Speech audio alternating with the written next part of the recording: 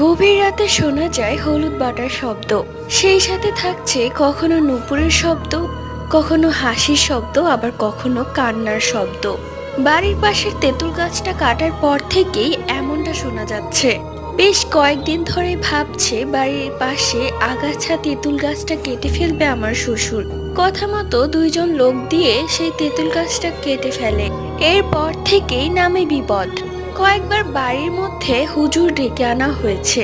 তারা গণনা করে একটি কথাই বলেছে, এই বাড়িতে ভালো কিছু আছে, যে কিনা সেই তেঁতুল গাছেই থাকতো। কিন্তু আপনারা সেই তেঁতুল গাছটা কেটে ফেলার কারণে সে আপনাদের বাড়িতেই বসবাস করা শুরু করেছে। এরপর সেই হুজুরকে দিয়ে বাড়ি বন্ধ করিয়ে দেওয়া হয়। তারপর থেকে এরকম কোনো শব্দ শোনা যায়নি।